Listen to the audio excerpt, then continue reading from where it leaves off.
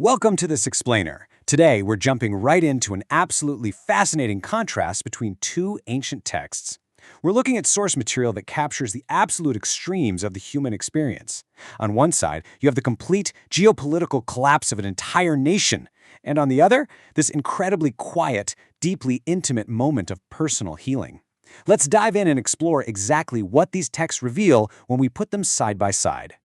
Think about this juxtaposition for a second. We've got the phrase, the city walls were breached. That represents the shattering of thousands of lives. But placed right next to it in our analysis is, his leprosy was cleansed immediately, which captures the sudden, miraculous restoration of just one person. Throughout our time together today, we're going to explore how human history constantly swings between these two poles: massive, sweeping societal collapse and profound, quiet moments of individual grace. Let's kick things off with part one, the Siege of Jerusalem, the macro ruin. So we're starting with the sheer, terrifying scale of a historical catastrophe found in our first source text, the second book of Kings. The text provides highly specific chronological data to document this trauma. In the 10th month of the 9th year of Zedekiah's reign, Nebuchadnezzar, the king of Babylon, and his entire army advance and build siege walls on every side of Jerusalem. Imagine being trapped in that city. This isn't just a quick skirmish. This siege literally suffocates the city all the way into the 11th year. The text explicitly points out that by the 4th month and 9th day of that 11th year, a severe famine gripped the city. The people had absolutely no more bread. It was only when they were completely starved out that the city walls were finally breached. Moving on to part two, the king's downfall, flight, and capture. When the massive defenses of the city fail, the text actually zooms right in on the desperation at the top, tracking the doomed tactical flight of the nation's leader, King Zedekiah. The sequence of events is frantic. As the walls fall, the king and his soldiers flee by night. They slip through a gate between two walls near the king's garden. Because the Chaldeans have the city entirely surrounded, they make a desperate break in the direction of the Arabah. But, it's utterly futile. The Chaldean army pursues the king and overtakes him in the desert near Jericho. And here is the most striking detail from the source. He is entirely abandoned by his whole army. Think about that kind of isolation, the ultimate symbol of national leadership, caught completely alone in the desert. And the consequences here, they are just absolutely brutal and absolute. The king is arrested and brought to Riblah, where the king of Babylon personally pronounces his sentence. The punishment moves swiftly and mercilessly.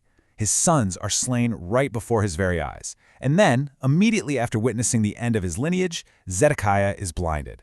That horrific sight is forced to be his final memory. He's then bound with fetters and dragged to Babylon. It is a complete, literal unmaking of a monarch. Which brings us to part three, destruction and exile, the aftermath. Fast forward in the text to the 7th day of the 5th month, which is noted as the 19th year of King Nebuchadnezzar, and we see the full weight of the Babylonian Empire crush what's left of the city. Enter a new figure, Nebuzaradan, the captain of the bodyguard. He arrives in Jerusalem acting as the direct representative of the king of Babylon. Nebuzaradan is essentially the primary agent of destruction here, executing the final, systematic phase of this geopolitical ruin. He isn't there to conquer, he's literally there to erase.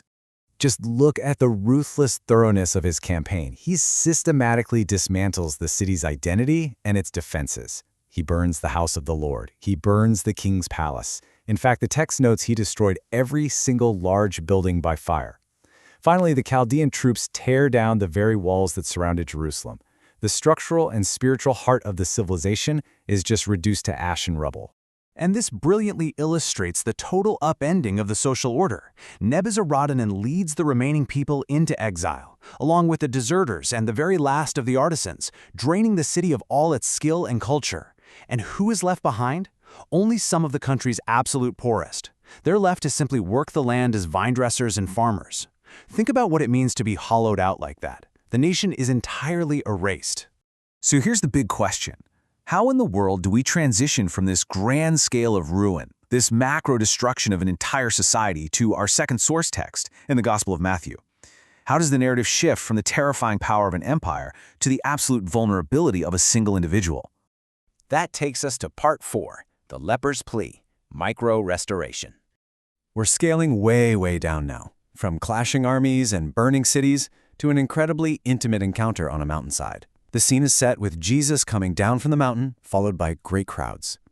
But out of these massive crowds, the text focuses on a single, socially outcast individual. A solitary leper approaches him and pays him homage. You have to remember, in the ancient world, leprosy meant total isolation. It was a micro-exile. Imagine what that kind of profound loneliness feels like. Yet this man approaches to ask for the impossible. His request is recorded in just a handful of powerful words. "Lord, if you wish, you can make me clean." This incredibly brief plea stands in stark, quiet contrast to the loud, chaotic, and drawn-out destruction of Jerusalem we just looked at. There are no siege walls here, just a simple, vulnerable request for restoration. Part 5. A miraculous healing. Touch and command. This builds into an immediate response of personal restoration that directly mirrors and reverses the themes of destruction we saw earlier. Instead of the brutality of a conquering king pronouncing a sentence of death, Jesus physically reaches out. He stretches out his hand, touches the untouchable man, and simply says, "I will do it, be made clean." And the text tells us his leprosy was cleansed immediately. No months-long siege, no drawn-out suffering, just an instant, intimate command that restores the man's physical body. But here's the thing, the restoration isn't just physical. Jesus gives him direct instructions: tell no one, go show yourself to the priest, and offer the gift that Moses prescribed. Why? Well, because this allows the man to legally and socially reintegrate into society by adhering to the ancient laws. While Nebuzaradan tore down walls to cast people out into exile, Jesus provides the exact steps needed to bring an exiled man back inside the walls of his community. It's a complete, holistic restoration. Finally, Part 6.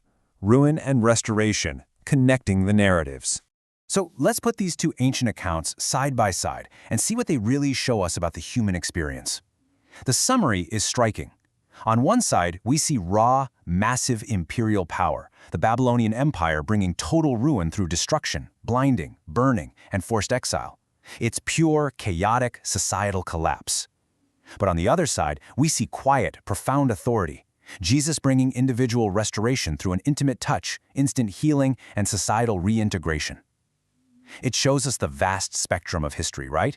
The massive forces that break the world apart and the intimate forces that piece it back together. Which leaves us with a final, kind of provocative thought to wrap up this explainer.